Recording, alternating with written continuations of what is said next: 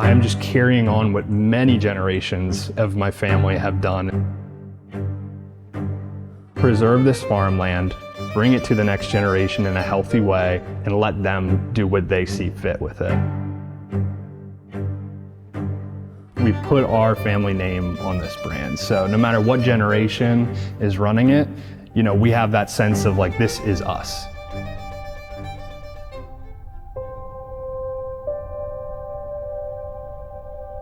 Our family has been farming here since the 1700s.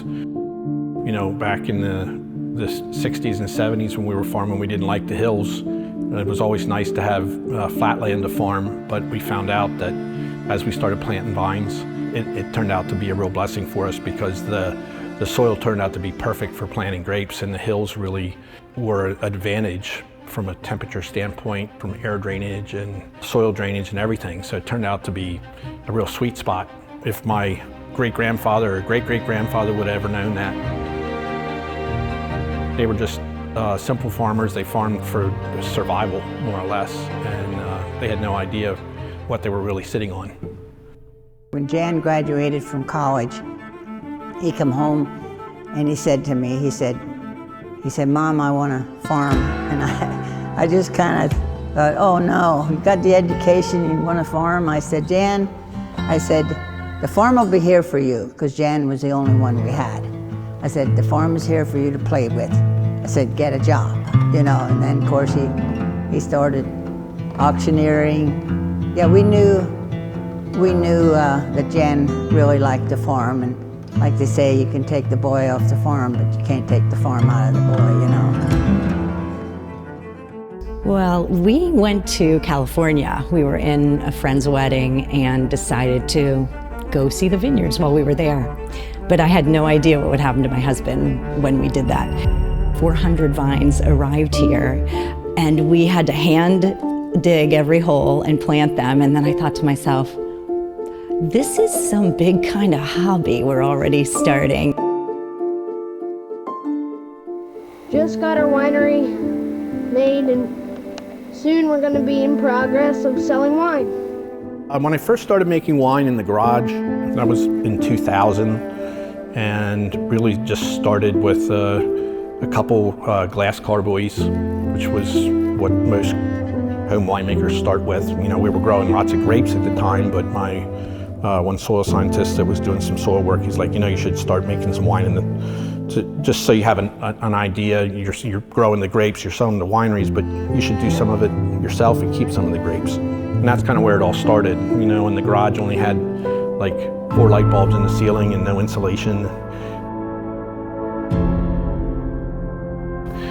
By 2008, it was like, okay, after 8 years of winemaking this way and delivering grapes to other wineries and asking questions and traveling and getting some mentors that prior to developing the winery that we could draw some information from, that's when we decided that we needed to move from the garage to the next level. Malts Auctioneers Agency, constituted by written agreement, agrees to sell, and buyer or buyer's nominee agrees. It was a lot of hard work. Looking back, I don't even know how my dad was able to manage and do what he did. I mean, he had a second job, he was growing this business and raising 4 kids along with my mom. Like, it is really impressive. But what's your favorite thing to do, Dad? Spend time with my family. And then still come home when my family was younger. Daddy, you want to help? See Daddy. Can you swing with Daddy? The winemaking was taking place because I was doing all the winemaking. It got to be really tough. Because you can tell people you're different and your product is different and you're doing things different all day long, but until they actually taste it, you haven't won them over.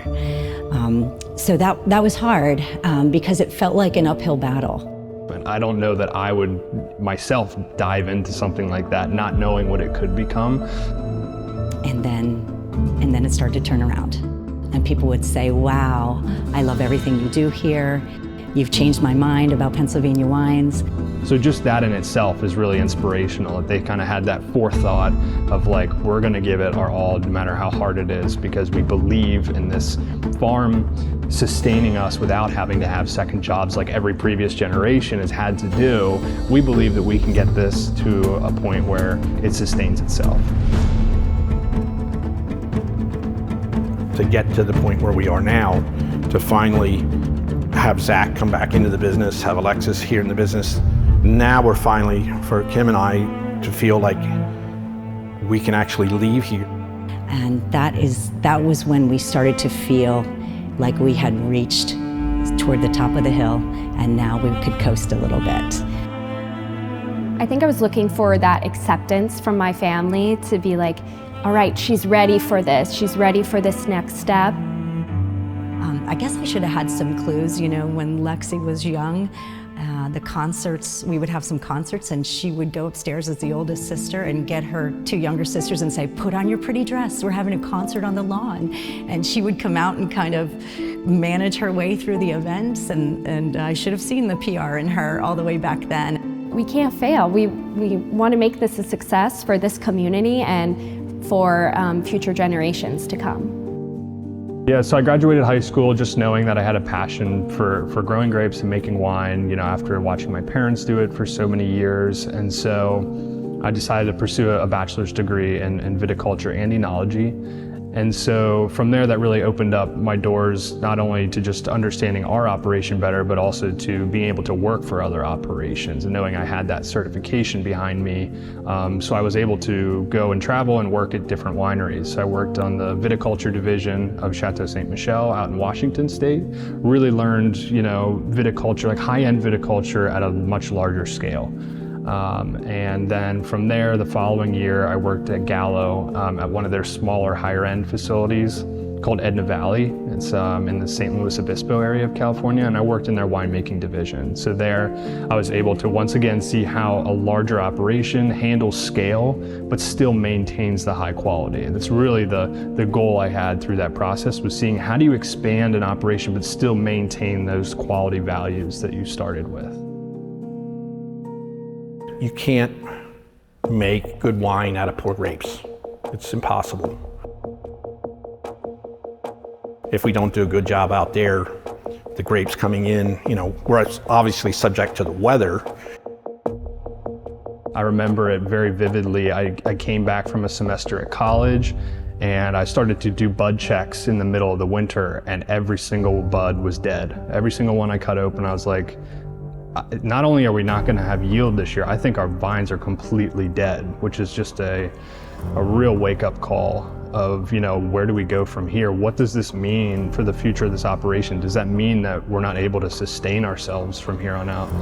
And some years it's easier and some years it's harder, but every year we still have to be consistent with our farming side. So there was a lot of questions there about, you know, is this operation going to be able to continue? Fortunately, we only lost about 30% of our grapes, which is a lot, but we were still able to recover. So I think that really humbled us, and it shows, you know, yeah, we took a risk with the varieties we grew, and most times it's worth that risk, but you have to always have in the back of your mind, be ready to accept what Mother Nature has in store. One of my biggest goals was, when I joined the business, was, you know, we had just come off of that winter where we lost all this fruit and everybody was kind of in this more like depressed mode. It was like, where are things going? I really wanted to turn that around into a positive story and showcase my skills and the things I had just learned coming out of college and my other work experience. So I really took that seriously, took on that challenge head on. And I developed a whole plan of planting 12 new acres, which was the biggest planting we ever had, and really taking all the things that we learned from the prior 20 years of grape growing and, you know, starting fresh with like, this is exactly, using everything we've learned, this is the type of vineyard that we want to install, with all the varieties that we knew worked well here, with the best hillside we had on the farm, the best soil, sun exposure. So I really took that job seriously, and we have a beautiful 12 acres now. that's producing some of the best fruit that we've ever made. So,